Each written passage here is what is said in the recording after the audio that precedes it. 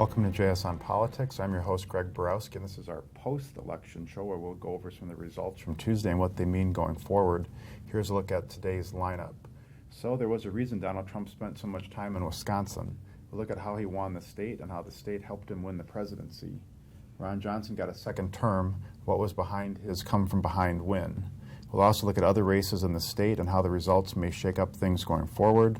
There are plenty of winners and losers on Tuesday. We'll give you some of ours, and we'll tackle some viewer questions. But first, let's start at the presidential level and introduce our panel. We've got Craig Gilbert from the Washington Bureau, who's still in town before he goes back, and Mary Scusa from our downtown office, who covered the campaign, start to finish, all the ups and downs and ins and outs. So let's start by looking at this graphic, which is in our paper today, and with your story, Craig, on the turnout and how that compared to some of the other elections. Talk a little bit about how that shaped what happened on Tuesday. So when the state elections officials predicted a turnout of 3.1 million on the level of 08 and 12, a lot of people wondered how Republicans could win a race like that, because those kinds of turnouts are typically better for Democrats. It was a little bit below that, and I think that was helpful for Republicans up and down the ticket. But it was a case where some aspects of the Democratic base didn't turn out at the level they did for Obama 4 years ago. Young voters were a smaller part of the electorate.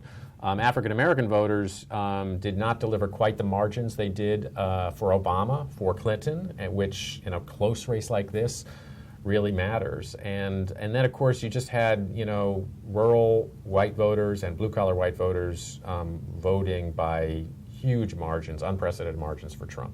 Yeah, is that a suggestion that Democrats are losing that demographic, particularly in the Wisconsin and the upper Midwest? Yeah, I mean, what's concerning for Democrats is that a lot of these voters in other parts of the country had already left the party.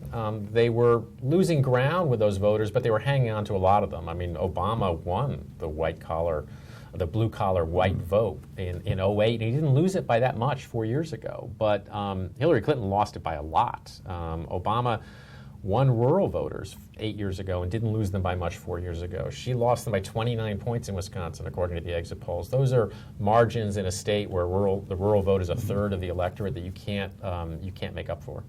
Yeah, so Mary, going into this, the pollsters, the predictors, all the models weren't expecting anything like this. Who are all these voters that were missed? I know you've been talking to some of the voters and others, but who are they, and what was motivating them to be behind Donald Trump, or at least be opposed to Hillary Clinton?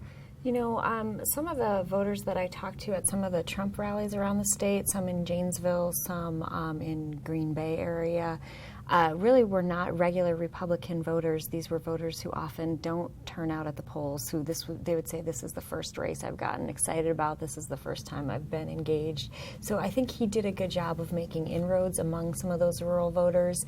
And obviously with Clinton not getting the votes in the city of Milwaukee that Obama did, I think the difference of him reaching out to voters and her having people who showed up 4 and 8 years ago not show up really hurt her, helped him. Well, Hillary Clinton, though, actually did better in Dane County than Barack Obama did, but not as well in Milwaukee County than Obama. Is that what's driving that? Do you think it's strictly a racial thing or a political thing? Dane County is become just more and more lopsidedly Democratic. It's increasingly mobilized. I think in the Walker years, that's been a spur. So I think there's kind of a dynamic in Dane County, independent of who the candidates are, where they're just delivering bigger landslides for the Democrats. And Donald Trump was incredibly unpopular there. So that was a big part of what was going on there. But just back to what Mary said, I mean, one of the really interesting numbers in the exit polls is that the voters who had qualms about both candidates broke overwhelmingly for Trump, and I think some of them broke at the end. We had that undecided vote, and we had her kind of hitting a ceiling. We had him, several points trailing her, but I think there were a bunch of voters at the end that had problems with both candidates that decided to vote to sort of cast a shake the things up vote, and that's why you saw him, even though he had a 63% unfavorable rating in the exit poll, 20% of those voters voted for him, which is pretty remarkable. And I think the Marquette poll had been so consistently accurate when it came to 2010, the recalls in 2012, Governor Walker's 2014 race, that I think all of us started to think like, well, the Marquette poll has her up, and polls around the country. Yeah, well, the commentary that we had heard and made on this show, too, is that, well, Hillary Clinton hasn't come back to the state. They must be confident here. Yeah, her but own if you go to polls, the beginning, I mean, there was one point where she was going to come with Barack Right. Obama, and I forget, was it right after the convention, or right, it was like a... It was canceled or- because it of was the right. Orlando massacre. Right. Yeah, the So, polls so at that might point, they clearly thought Wisconsin was an important place to go, right? Well, I think it was just, I think it had more to do with scheduling than anything else. I think they felt good about Wisconsin for a long time, and they got used to winning Wisconsin. Clearly, they would have put more, I mean, the conservative and safe thing for them to do would have been to protect their blue wall. I mean, Wisconsin, Michigan, Pennsylvania, if they protected those states, the outcome would have been different. Instead, they put more energy into trying to expand the map in places like Arizona and trying to win in North Carolina and Florida, which were reasonable decisions. But again, they didn't sort of protect their flank, and people will be second-guessing that for a long time. Yeah, let's talk about on the Republican side. There's people are saying, and the party leaders, that this is a mandate in Washington. They now have all the levers of power there, in both chambers and the presidency. Is this a mandate for them? I mean, Hillary Clinton won the popular vote, but does this amount to a mandate, Craig, in Washington? You know, mandate is kind of an artificial thing. It's really kind of a rationale for going forward with your policy agenda. But, you know, Barack Obama won a more overwhelming mandate in 2008, and 2 years later you had the best Republican election since the 1930s. So it's always good to keep that in mind. It's all about kind of, they have the cards. I mean, they've got unified control. It's about how people react to what they do with that control. Yeah, well, Mary, maybe talk about a little bit about, okay, so they have unified control, but are they unified? Are there issues like trade and other things where maybe Donald Trump isn't in step with the Republicans? So what do you see happening there? I would say they are not necessarily unified. I think that they've been trying to do the come home, you know, right before the election, it was the come home, we have to unify. But, you know, shortly before this, we saw Donald Trump going after Paul Ryan on Twitter and very publicly praising his opponent in the primary. So no, I don't think they are unified, and I guess it's an interesting question to see if Paul Ryan does keep the greatest speaker. unifying force for Republicans is Hillary Clinton, and she's now gone from the stage. Right. Yeah, so up until Power doesn't necessarily help up unify. until Inauguration Day, Paul Ryan's still the top, Right. ranking Republican in government. Let's talk about what happens to him and his relationship with Donald Trump now. Does Donald Trump need him, or does Donald Trump, exact some sort of I think revenge on the people who didn't support him? it would seem to be the smart thing to do for Donald Trump to try to unify his party and consolidate that and work with Congress. And I'm not sure what he would have to gain from trying to push Paul Ryan out of the speakership. I think if he withdrew his support, he could do it because it's his party now. But I don't necessarily think that's going to happen.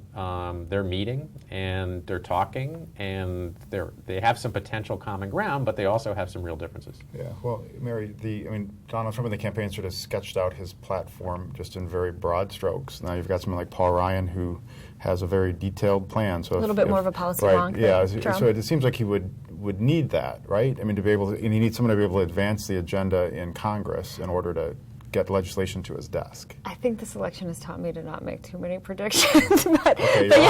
off the show. No, I think one would think that, yes, it would be helpful for somebody who is not necessarily a detail-oriented policy wonk to have somebody like Paul Ryan around who likes things like hammering out a budget and going down into doing deep dives on the details. So logic would say, yes, it would be helpful to have him around. I just don't know. I think what's going to be interesting to watch is whether Trump tries to piece together bipartisan coalitions on some issues where he doesn't have unanimous Republican support. I mean, if he wants to put through a big infrastructure spending bill, for example, that's not something that Republicans would have ever supported if Hillary Clinton were president. They may feel obligated to support some of these things for Donald Trump, but maybe not everything on his agenda. But that could really shake up the dynamics in Washington, the dynamics in Congress, to have cross-party coalitions, which we haven't seen in a while. Yeah, and let's lastly talk about Reince Priebus, who's another one of the key Wisconsin figures in the recent years of national politics.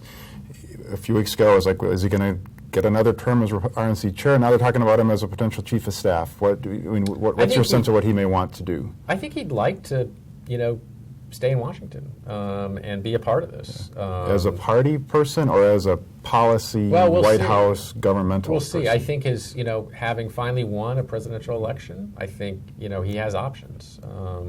I think if Trump had lost, I don't think there would have been much question about him sticking around as RNC chair. I think the party would have wanted to go in a new direction, because you would have had people that didn't think, that thought he was too supportive of Trump, and then other people that wanted somebody else. So I think he's got options. It'll be really interesting to see whether whether those options include working for the president directly or staying on the partisan side. All right, well, that's one of the things we'll be watching at the national level, and we're going to talk a little bit more now about what happened at the state level and some of the statewide offices in this segment. All right, we're joined now by Dan Bice, our political and watchdog columnist. Bill Glauber, who covered the U.S. Senate race. Let's talk politics. Let's talk politics, yeah, where Ron Johnson was, months ago, even weeks ago, kind of left for dead. Let's show on the screen here how the polls turned out and how they turned out for Ron Johnson, where he's clearly has a strong support throughout the state and won with seeming ease as a surprise. Yeah, there you see the death of the Democratic Party in Wisconsin. It's right up there on the screen. A party that gets blown out like that doesn't have much of a future if they're getting blown out like that in a presidential year. I realize it was a 3-point win for Johnson. I was going to say a blowout. It's not 3 points. But 3 points in a presidential year with... Right, they should have won. Yeah, they should have Let's won. talk about how did Ron Johnson come back and win? Because clearly he was down by all accounts early on, and Johnson did it. Outperformed Donald Trump. In a lot of ways, he did it on his own. He took charge of his campaign. He ran some softer ads he and his brother worked on, who's of the TV show Home Time, and took charge of his campaign. And then the outside money. It's a perfect Citizens United kind of race that he ran. His campaign did the positive ads, and all the outside groups just slammed Feingold in the last So what you had was something where he's able to slice through all of the negativity, because as anybody who watched TV over the last 2 months knows, it was an onslaught of negativity. And then he had these ads, the diaper ad, the one where he just sits and looks at the camera and says, "Vote for me." They came across as genuine, and they came across as different, which was very similar. As we talked about on election night, that's the flip side of what Russ Feingold did when he got elected the first time. 1992, very similar, very negative. And he was able to slice through with some humorous ads, and they were very different, caught people's attention. The big difference here is, as Bill said, is as a result of Citizens United, outside groups ran negative ads and beat up on Russ Feingold. They didn't have that in 1992. Right, yeah, so one of the other headlines out of the night was, if you remember going in, the Democrats thought they might pick up a couple state Senate seats. They did not, and they in fact lost one assembly seat, if I recall. So they what's the lost picture at the one. state legislative level? Yeah, it looks like the Democrats lost one seat in both houses. They lost one in the Assembly. They've lost one in the Senate. There is a close race out in La Crosse with Jen Schilling against Dan Kapanke. Last I saw, I think she's up 58 votes, so I don't know if there's a recount there or not. But going in, Schilling said she was bullish on their chances. She expected the Democrats to pick up at least 2 seats, and in the end, she ends up fighting for her political life. So is that a factor of the candidates at that race like that, or is it simply because if you've got Ron Johnson performing so well and Donald Trump performing so well, it's going to naturally I think, bring to be out honest, the we were talking about parties. voter suppression before the election. Democrats were talking. Turned out the biggest voter suppressant was Hillary Clinton. This was a terrible turnout for Democrats. It was not a presidential year turnout for them. It was, but they just didn't get. They were short a couple 100,000 votes. I think there were two things, and one is the top of the party didn't galvanize people the way it did in 2008 and 2012. That Hillary Clinton didn't turn out the votes. And She didn't even turn up here.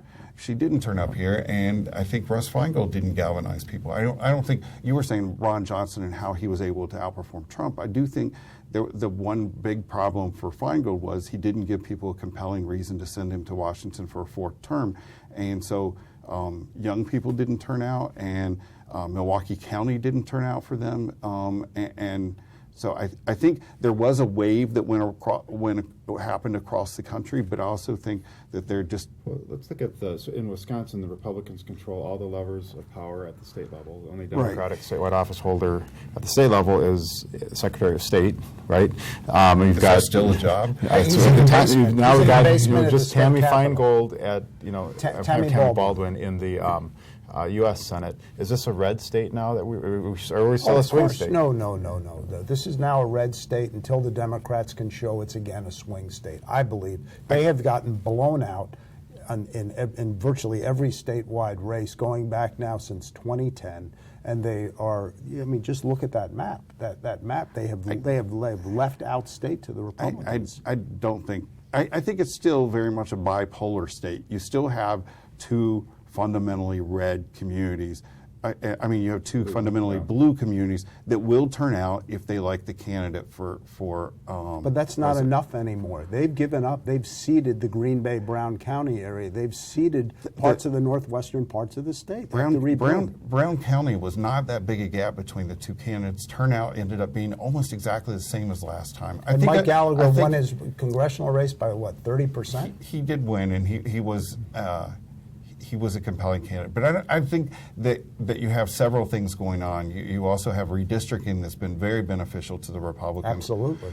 And I think somebody who very much benefited from this election is Tammy Baldwin, because the off-year elections tend to be very harsh to the candidate, to the party for the candidate who's in power. And so, well, let's talk a little bit about who's that next year. Are there any Republican rising stars that came out of this election? Any Democrats who are in the wings that they're going to have to run somebody against Scott Walker? Yeah, I mean, you got a race in 2 years, assuming Scott Walker runs for re-election. Or Rebecca Clayfish, or Robin Voss. Yeah, whoever it is. It's a small bench, and it's getting smaller and smaller because the numbers in the Senate now are 20 to 13 or 21 to 12. You have a few people who are running around wanting to run. Joe Parisi, who's the Dane County executive, but no one outside of Dane County's ever heard of him. You have Schilling, assuming she ends up winning that race, and you have Representative Dana Wachs, who's doing a whole lot, traveling around the state, wanting to run. But again, and he's a Democrat who uses Twitter. Imagine. Yeah, but again, have most people heard of any of these people? And the answer is no. And the difference between that and the last gubernatorial race is none of these people are independently wealthy. Yeah, let's talk about another sort of trickle-down effect potentially of this election, and that's local office holder. Define him as a local office holder, but he's this national figure now, Sheriff David Clarke in Milwaukee County. Does he take a job in the Trump administration? What are the odds? Well, first of all, it has to be offered. I don't know if it's been offered or will be offered. There's a Politico story yesterday saying that he's one of the two major candidates to become the head of Homeland Security in the Trump administration. He responded by putting out a statement, this sort of Zen-like statement saying, "I'm currently the sheriff and I will continue to be sheriff until I'm no longer sheriff, and then I won't be sheriff." I don't know what that means. But I think he will love the attention and will probably keep all of us in Well, he suspense. certainly was out on the stump aggressively for Donald Trump, appearing on cable TV. So the last 4 days of the people who helped him. David And there were not many people who helped Trump. I mean, that is... In the last 4 days of the race, he was in 7 cities in 5 states campaigning for him. Yeah, he was very visible. Hillary Clinton had Beyonce, and Donald Trump had Sheriff Clarke. So I don't know if his local record, once his local record is known nationally, I don't know how that would determine things, whether he could be Homeland Security Secretary. His local record obviously is mixed. Well, and not only that, he goes from overseeing a department with 250 deputies at most to running Homeland Security. That's a pretty big leap. All right, well, I think we're going to end this discussion here. Dan will be back for our next segment. Bill, you will be on the show the next time you're on the show, and you won't be on the show until you're on the show. So if you, Excellent. If you figure that out, so thanks for joining us today. All right, we're back, and we have Dan Bice here, Mary Spicuzza here, and we're getting to some of our final segments. We're going to look at the winners and losers from Tuesday. Favorite thing about Dan's, elections. you've got your column out today, so we're going to start with talking about some of the ones you've got on there. The first loser you had, or one of the losers, is the Never Trump movement. Right, the Never Trump movement, which started off strong as a movement and ends up as a hashtag and not much more than a footnote historically. They obviously didn't accomplish much. They didn't stop Trump from getting elected.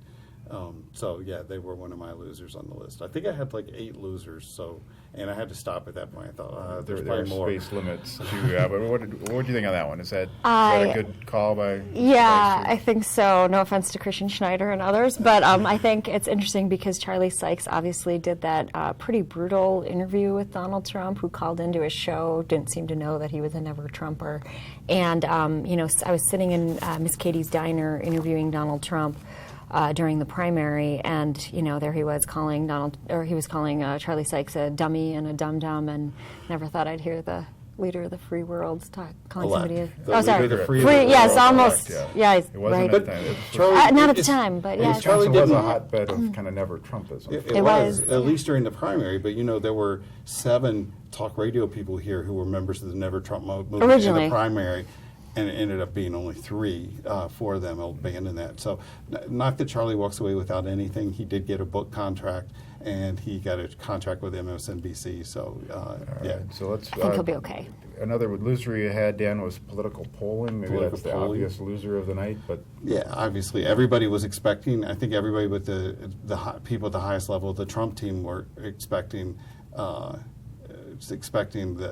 Hillary Clinton to win, and everybody acted as if that's what they were expecting. We could actually point to a particular time on election night, right around 9:30, where all of that changed, when Virginia didn't seem to be doing as well as all the polling suggested, and that's when people started saying, "Oh, maybe the polls aren't right."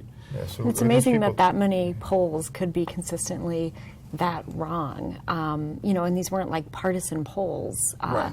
that we Well, know is of. there anything to the idea that some of the Trump supporters didn't, want to reveal that they were a Trump supporter when they were being polled, and that might have obscured some of it? I can imagine that would be the case. I've definitely had interviews with some Trump supporters, even as recently as Saturday, where they really didn't want to talk, weren't interested in being interviewed, pretty defensive.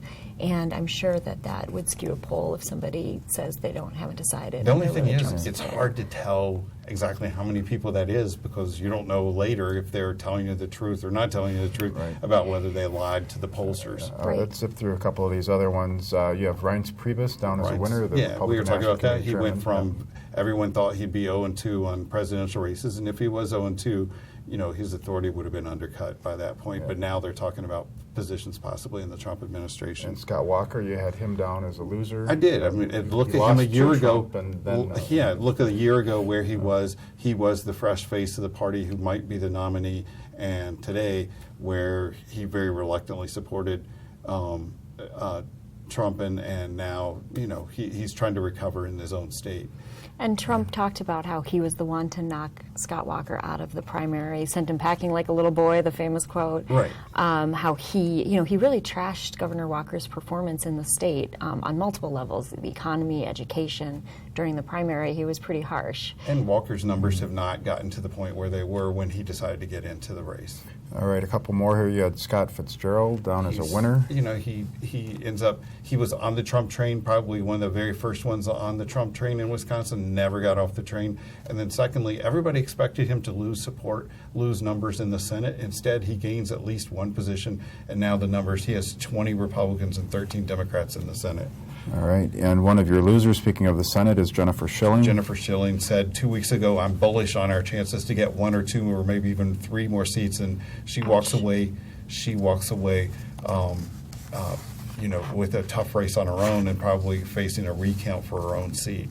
All right, And losing Julie Lassa, who was Julie a long Lawson, time. right? Been there in the Senate for a long since 2003. And seemed genuinely pretty well liked, who could work with both sides.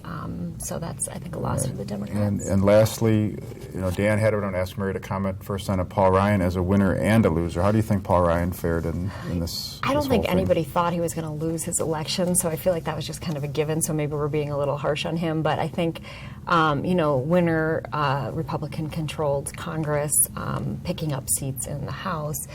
Loser, he now has Donald Trump as president, which could be a win, but given their rocky relationship, it's kind of unclear how they'll work together, if he'll be able to keep the speaker spot, or if there will be Trump supporters still out for blood and his head on a platter. So I think his, that said, he did help a lot of Republican House members do fundraising and in their own reelection bids, so that might come back to help him. So winner and loser. Yeah, why did you? You So I both agree. got winners and losers, so you both. We got to fight about something. Well, I had him as a winner because he wins his seat. He ends up getting more numbers of Republicans. I had him as a loser because there's the question of what's now. He and Donald Trump aren't always on the same page in terms of policy or personality, so they've got to deal with that. All right, well, we're going to turn now to some viewer questions. So let's take a few. We've got quite a bit of them. Many of them still even coming in. So here's one from says, Ron is my hero, and it says Ronald Reagan made a successful Not transition. Ron Johnson. Not Ron Johnson. Maybe it is Ron Johnson. I think it's Ronald Reagan. Ronald Reagan made a successful transition from being an actor to the president. Donald Trump, being a businessman rather than an actor, has a better background to run the country.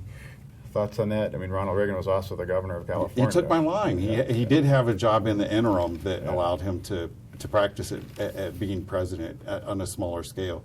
We have no sense as to what Donald Trump is going to do as president because we haven't seen him in elected office before, but that's obviously one of his drawing points to his voters.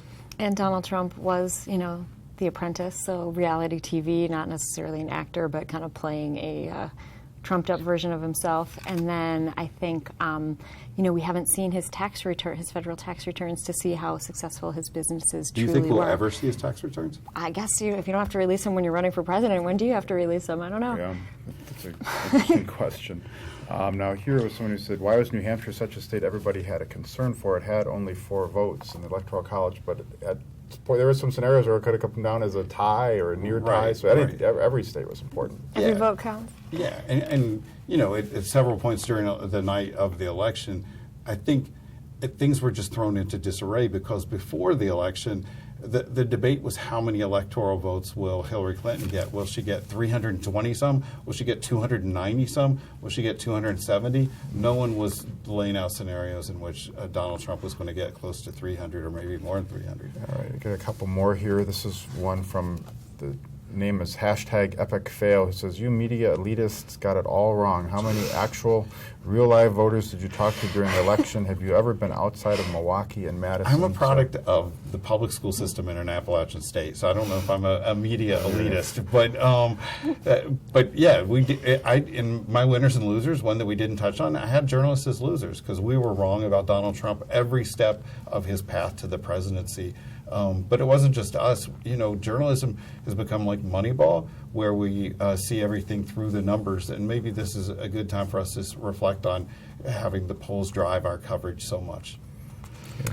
I have been You've been outside of out Milwaukee. before. Certainly you've been talking to voters, but I mean, Right. there was something I saw, and I think it was in the Margaret Sullivan column in the Washington Post, where she was quoting someone else saying, well, the difference between the journalists and the public was the journalists didn't take Donald Trump seriously, but they took him literally. So they'd say, he's going to build a wall. Well, how are you going to build a wall? How are you going to deport these people? While Trump supporters took him, it didn't take him literally, but they took him seriously. And they said, well, okay, yeah, he may not build a wall, but we know he's going to take care of immigration because of that message. But I think as journalists, it's part of our job to ask people about what they say they're going to do as president. So if Donald Trump says, I'm going to deport 11 million immigrants who are in the country illegally, it's our job to ask, how are you going to do that? It's hard to brush it aside and say, oh, he's not really going to do it. Right. Well, actually, Ron Johnson, when we asked Senator Johnson about it, he said, he's not really going to do that. What would PolitiFact do if we don't take people at what their word? Right, that's one of the